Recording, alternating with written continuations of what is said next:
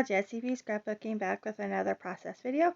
This one is for May I Scraplift You, and here is the scraplift I am going to be using as inspiration. It is by Mel W Scrapping, and I'm doing these two pictures of a foam target that we shoot at the 3D shoots, and yeah, so let's get going. So I decided to use this really cool rustic weathered wood with paint, like chipping off of it. It's really pretty as my background. And I'm cutting it down to 8.5 by 11. And then I'm going to have these two pictures in the center here. One is just kind of a picture of what we seen when we were shooting at this target, and the other one is a close-up of our arrows. And so in Mel's original layout, she has this nice big pink banner running in the back, and so I grabbed out this piece of a beautiful pink paper that has leaves and flowers all over it, and I turned it into a fishtail banner.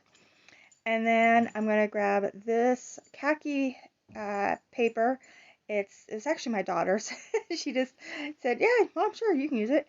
And so I'm going to use this one with the gold stripes on it.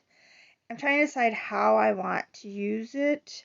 And I decided I wanted that the branding strip at the top to be my tag at the top. Now I could have just done it like that, made it nice and simple, put it in there, had it all the way running in the back. But I decided I wanted to save some of the paper, so I end up still cutting two strips, and then because I want that branding strip on top for the top of my tag on each side, and then I just get rid of the other piece and put it back in the pocket, or not pocket, pad. Put it back in the pad, and I'm going to use these two as the top. I cut the corners off and put a hole punch in the center, and now I'm just kind of figuring out how I want them to lay behind my picture. And now I'm going to bring in this. It's a wood grain that actually I made. It's an inked up piece of paper that I did some embossing and inking on, and so I'm just going to use it as my one of the photo mats. Now she has hers smaller and in width, but a little bit longer, and I really like how that looked, but I didn't notice that when I was doing it, so I just put it as a mat all the way around both pictures. And here's where I decided I needed a hole in this fishtail banner as well, turn it into a tag, and then I'm using this gold pin to do a sketchy line, actually two lines all the way around it, and it just kind of brings that gold into this banner as well.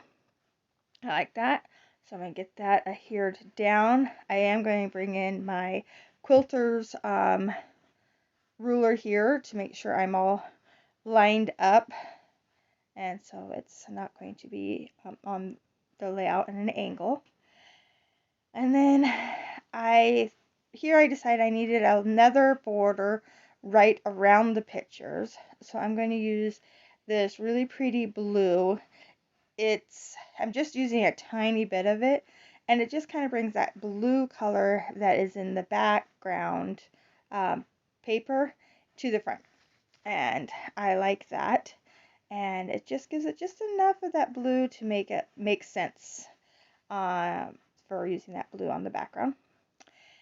So I'm going to get this all laid down and adhered down, and I made sure I had left enough room to tuck tags with my tape, so I didn't do it all the way into the centers or to the outside edge. I only did the center, and getting it all glued down here. I was having trouble with my ATG, and so I turned off the camera and I was working with it, and I got it working, so I got some of it glued down, And then it messed up again after I started the camera again, but it's all better now. So there's just a little bit of the gluing down process that you didn't see. But and then I also picked out these two. Um, they're like really thick chipboard or almost like wood veneer. I got them at the dollar store. They are so pretty though, and so they're like a laser cut maybe. But I picked out the butterfly and the flower, and I'm going to have them in the same spots that she has her embellishment clusters. And then my son gave me all this ribbon for Mother's Day and with a whole bunch of other amazing scrapbooking stuff. So I'm using this piece of ribbon here in my tags. It's so pretty. It's perfect match in color. And so I'm going to get that down. And then I'm just, instead of putting a knot or anything, I'm just going to staple it. And so that's what I'm doing here. And if you hear any noise in the background, it's just the pup. She's rooting around and I don't know. She's having a lot of fun, but she's a little bit noisy. Okay, so I got everything where I want it. And then I actually had to put it all away for the night. Well, I didn't actually have to put it away. I just kind of, I think I get the title, which the title here is Brilliant. And I'm going to get it all inked up in this gold ink. And I'll get it glued on, and then I call it a night because it was getting late. And so the next day is when I come back and finish it. So the title is going to be all adhered down and dry when I decide to do a little bit of a change. But it works out. So this is this title I cut out on my Cricut. I can't remember what font I used, but it's one of the ones I got on a website. I think it's called like Free Fonts or something like that.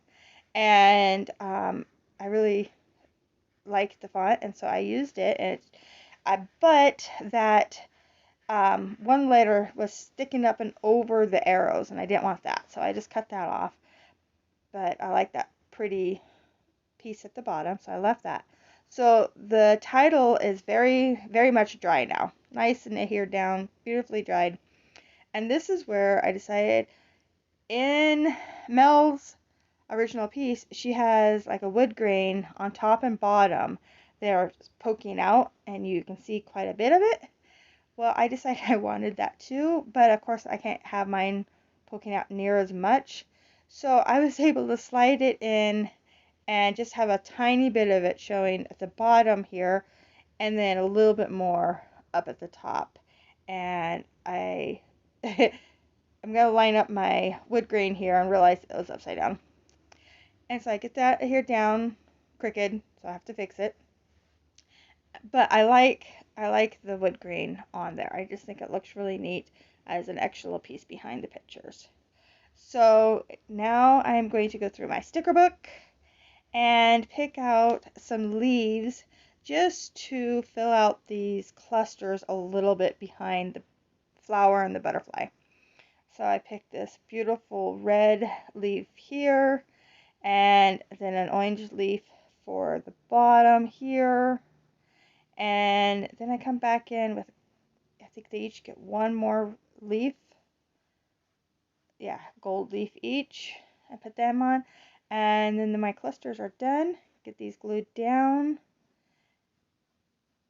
And I'm going to put acrylic block on top of them, each just to hold them down while they dry to make sure that they stick really nicely. And I decided that it needed at the last bit just some scattering bit here, and so I'm going to do sequins, and I think I use a brown, gold, and kind of a reddish color, the same as that leaf.